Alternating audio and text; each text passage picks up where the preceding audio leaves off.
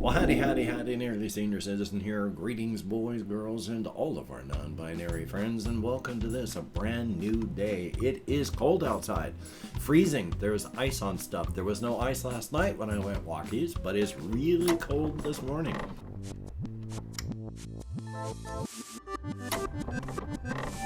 Ooh boy, it's winter again, like it should be. I actually slept last night, went to bed late, woke up too early, but at least once I fell asleep, I stayed that way until I woke up. Thumbs up for that. Hopefully you slept well and have had a great, day so far, no matter when you watch this or where you're watching it. So thumbs up for that. And of course, I'm still gesturing like mad with my hands, my form of stimming. Yay! And of course, front-loading of videos. Hey, if you could toss me a like, it'd be very cool. If you could subscribe to the channel, that'd be very awesome. If you could leave me a comment, that would be double plus good. And I would like to thank each and every one of these Patreon patrons. These are literally beautiful and literally awesome people who help to keep me and my aging pet alive. Both of us appreciate that to no end. Metabolizing is a good thing.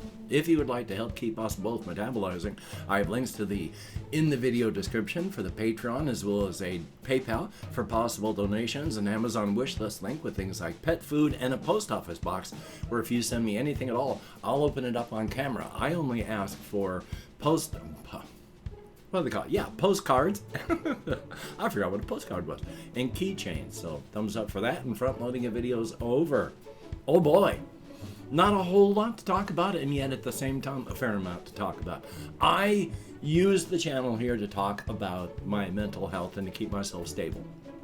I've been spending a lot of time semi-negative because I have been not doing well this past month. But I just wanted to stress to everybody, just because I'm having a bad streak right now, and I apologize for letting that affect me, that doesn't mean my life is extra horrible. I mean, my life has been horrible. I wouldn't wish it on my worst enemy. But even in the midst of all that, even in the midst of what is happening now, as much as I may complain about time blindness and the ADHD, there are still pleasures, there are still joys. It's not just an interminable, horrible nightmare. There are fun things. When I can break through my executive dysfunction, I do things that I enjoy. I mean, last night I played more of Two Worlds? I think it's called Two Worlds. It's a really... It came out like 2008, same time as Oblivion did. It was called an Oblivion Killer, and it was very disappointing when it came out, but oh my god, I love that game. So I've actually been playing more of that, and I played some of that yesterday. So I have pleasures and joys in life, and while I don't walk because I enjoy walking, I go out walkies because I want to stay healthy so I can live as long as I can. I still enjoy going on walkies. So there are joys, there are pleasures even now. So thumbs up on that. Very cool. And I just wanted to stress that and apologize. If I seem too negative at times, yeah, it's because I have, biochemical depression. I mean, my normal state is like here, and normal is like up here. So even when I'm on an even keel, I ain't doing good. But that's just my perception because of the way I feel, because of my biochemical depression. So thumbs up. Now let me take a look over here as well to see what else I have written down. There's a fair amount of things, and yet not a whole ton of stuff to actually say, which is weird, but I'm still working on how to get a full solo RPG thing that I am putting together so that I can do it on camera to show how it can be done. One of the things that I was thinking about, and I talked about this before with the whole white box solo RPG. It's not a solo, but you can play it solo. And then there's Scarlet Hero, which tells you how to really do things solo-wise. And there's all these other rules. When I was talking about how, hey, you could use the oracles, it's like you need a character who wants a job. Roll on the tables and it comes up with no but. No jobs, but. And it's like, oh, but what could that mean? No legal jobs. And so I was thinking of what you would do. You go to an inn, talk with the person, if you keep it fantasy medieval type. You go to an inn, you talk to the person that hires you. And then I was thinking, well, gosh, if I'm trying to track a person down, there would be like 4 different places that I would go to. And if I managed to get all 4 of those scenarios and got all the information I needed, like where the person worked, where they lived, where they hung out, and talking to the city guard. If these were successful, then if I got all 4 of them correct, I could catch up with the person I was chasing in a day in Hexcrawl. Only 3 would take 2 days. Only 2 would take 3 days. Only 1 would take 4. Like double that maybe if you get no clues at all successful. And then meeting up with the person, I've even imagined it would be like, okay, there's like an ambush. And then there's a person who says, my employers hired me to get this. I thought I was being tracked. I set this up, and son of a gun, here you are. Well, guess what? I'm going to be taking this thing to my employers, and your employers are just going to be wondering whatever happened to you. And then there's a boss battle with this other character. So I set that up as kind of a scenario, just thinking about it, what would be good. And then I read Scarlet Heroes, and they suggest, being the GM and player, come up with a sort of general scenario type thing with oracle tables, and then break it up into scenes, and then do each scene, and then build up to something, just like I had done, without having read that part. So thumbs up, still working on that, and yay. I wanted to do a solo RPG thing for instead of Minecraft, but I couldn't break through my executive dysfunction. I'm going to try and do that today. I want to do more D100 Dungeon because I've only done like 1 episode of that, and I wanted, breaking it apart. You know what I mean, I hope. I have not done much of that compared to everything else. But there's Treasure Awaits. But there's Micro RPG, which ties into something else. Because there is the person that has written primarily 90% of the micro RPG, micro chapbook RPG, which is, it's designed to be printed like this big, and each page is just one tiny page. So if you want, you can print, as I have done, on full-size paper, 4 of those pages on each page. It's kind of deep, it's kind of in depth, while at the same time it needs to be deeper in some parts and isn't. But it's still not bad, and there's a lot of people that work with the micro chapbook person to make their own settings and type of games with it. And the thing is, hopefully I'm not going to get demonetized on all this. The person that does the game, they have a YouTube channel, they talk about it, and they are just, as they put it, openly queer. And of course, queer has been reclaimed by the various communities to take the hurt out of it. I have still such problems with that word because of the era and time that I grew up in all the way up to now. I grew up in the 60s. In the 70s, I went to kindergarten in 72, and it couldn't have been, 10 years after that.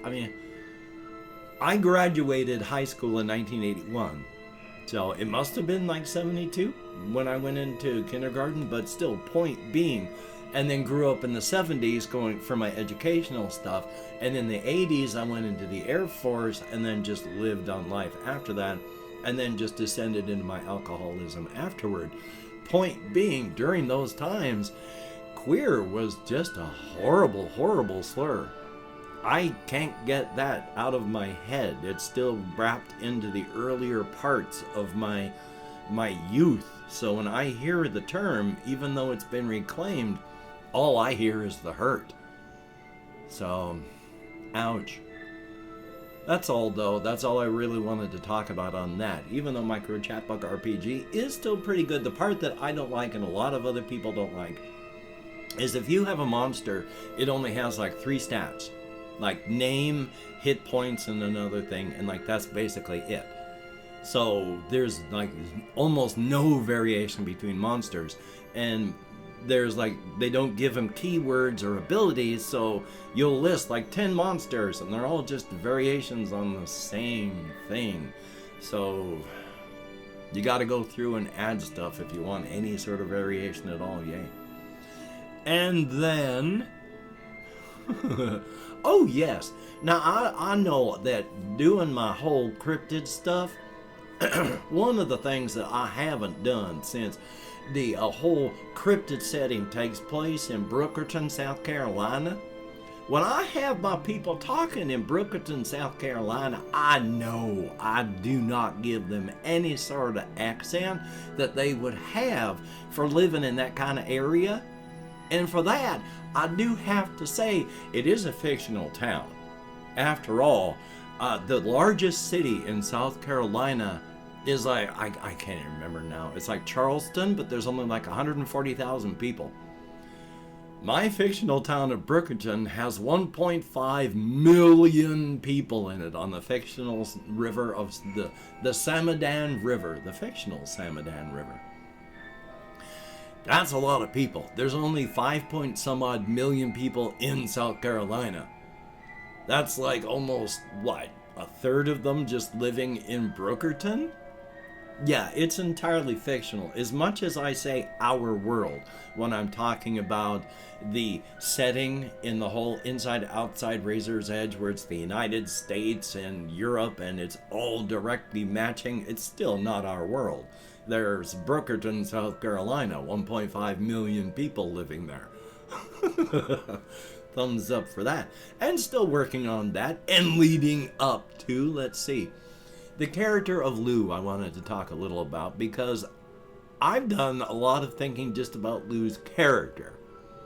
Lou, yeah, what brought up the whole South Carolina thing here is, yeah, Lou and Tony, they both got kind of accents, you know, like a stereotypical type mafia thing, where especially Lou, there are no TH sounds when Lou talks. It's all this and that and there and them. And, you know, you got any thoughts? Basically Irish, because that's the way the Irish talk too. And I'm not saying that as a slur. I mean, go watch various Irish channels with people like Call Me Kevin. They talk about this sort of thing. Yeah, I'm not just making it up to be cruel, even though...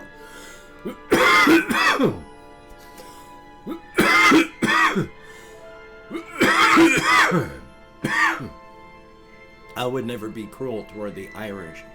Not only their own history has been horrific in the things that have been done to them from external factors like the potato famine, but when they were trying to leave and come here to the United States as immigrants, the Irish were treated just as badly back then as a lot of other minorities are treated now. If you were Irish walking through the streets of any town, there were signs everywhere that they needed help. No Irish. It was bad to be Irish during that time trying to come to the United States. They were not treated as badly as most minorities, no. But it was not good. So I feel for any underdog, and the Irish are still an underdog. So I got nothing against them, but good wishes. But yes, he's got that deep sort of accent. But Lou himself, he's very smart. He's one of those people that is very proud of being smart. So even though while I don't know any good literary quotes to make fit a situation, Lou sprinkles in quotes with full attribution as he talks. It's like, oh, as the bard said in this play. And of course he would always refer to Shakespeare as the bard and not Shakespeare. Pretentious in that fashion, wears sharp clothing. On very good occasions, when he's feeling nice, the whole suspenders over the business shirt with a nice bow tie. They're expensive, well-made shoes, but they're not flashy, the shoes he wears, and his suits, of course, are tailored, but not, overly expensive. But he's proud of looking nice, and he carries very deep intellectual books with him that he makes sure that people sees him reading. So he's very pretentious in that fashion. But there's a reason for it. I mean, as stated, I've talked about how when he sent out an enforcer to eat one of Anthony Sclera's enemies, when he's waiting for someone, he will be honestly reading, like Finnegan's Wake by James Joyce and trying his best to understand it, which, if you weren't born Irish at the turn of like the 1900s, there is so much cultural stuff that is lost that if you're not Irish and born like 130 years ago, we just won't get. I mean, I bet even Irish people got a lot of problems with that if they're not up on cultural stuff from 130 years ago. And then the slang and all that, oh my God. It's an interesting read. Try it, but don't be prepared to go far. But that could just be me. But he does that, and so thumbs up. Just wanted to talk about that. And the best way to put it is he's almost a, well, actually kind of guy without actually being a, well, actually kind of guy. So that's Lou and how he devours people. He is, of course, concerned about the future because he's a dark cryptid. He doesn't have to eat people, but he does for Tony, his boss and friend in their crime department, their burgeoning crime empire.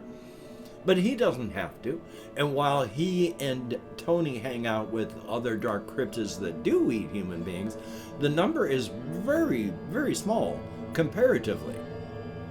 But he's concerned about the new population of light cryptids. There's no real generational gap. I mean, there's no like, you're 25 and then the next, there's nobody of any age until they're 20 years younger. No, it's all just a gradient. Giving generational names is largely marketing, pit us against each other, and then we don't fight up. Now, if I can remember where I was going with that.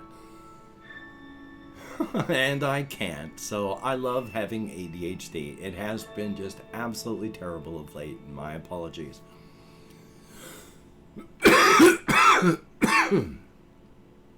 Yesterday I talked about having cold-related urticaria when I went out walkies and there was ice, and when I came back I put my hands under hot water and then I had welts, hives, red, itching on here. I tried that last night. I kept these parts of my hands deliberately exposed as I walked to Walmart and back, but while it was chilly, it wasn't freezing. So when I plunged my hands into hot water, I didn't feel anything. I gotta wait till it's freezing so I can go out for 2 hours on a walkies and then go from there. Yay. And that appears to be it for now. So I've opened up 24 hours worth of comments in my community tab. I'm going to go through and thank how many people, and it's not many, who left me comments in the past 24 hours. And while I say it's not many, and that's true, hey, anything more than 0 is a thumbs up, thank you. If I mispronounce a username, no disrespect is intended, and even though I count in American Sign Language, well, excuse me, ADHD is so much fun. We have Jesse Koskinen. I've never been a fan of coffee either. That Panera stuff is actually the most dangerous part is this lemonade. You don't even think of lemonade being caffeinated. And you grab a large mango lemonade, mango lemonade flavor, and you don't realize that it's got that much caffeine in it. The person that made a TikTok about this realized that there was that much caffeine in them and they were drinking 5 or 6 of these in a day. They could have easily died because they didn't know there was that much caffeine in the drink in the place they worked. Oy vey. And thumbs up, good to see you in the comments. And JAYY, I never saw Ben B again. So I do not know what has happened. Shinra, thumbs up, thank you very, very much. Good to see you in the comments. Flora Mew, good to see you as well. There is Jamie's division, and I really want to see The Last of Us. From everything I've heard, I know it would devastate me. Ice Damon, greatly appreciated. There's RJ Mitchell, thumbs up, thank you, good to see you. And yeah, caffeine. Oh boy, they try to keep it in everything just to keep you coming back to buy it. Yay. Well, that is it 7 people who left me comments in the past 24 hours. Greatly appreciated. You get me out of my head, into the world, and dealing with real people, if only for a very short time, and if only a text. Thumbs up still. There are some other things I wanted to talk about, but I will be doing that tomorrow. Like, speaking about the whole FKA Twigs cellophane, the whole Boar's Eye meme, and I absolutely love the slow piano covers of that song. Thumbs up. But please do what you can do today, and if you have to go into survival mode just to make it through the day, go into survival mode, make it through the day. And if where you are, people are getting sick because the Covfefe bug is still raging. People are still dying. So if it or any other sickness is raging out of control where you are, please just take some minor precautions at the very least. Be smart. If people are getting hurt where you are, like crashes or anything like that, don't go dancing on a busy highway. Be smart. And if you're out walking and you hear the mournful howl of the bus horn, the bus with your name on it, just be smart. Hunker down. Get ready for impact because you're going to die. So, until we meet again, you take care. Great. Have a great day today. I will see you on the flip side, and that is a very good thing.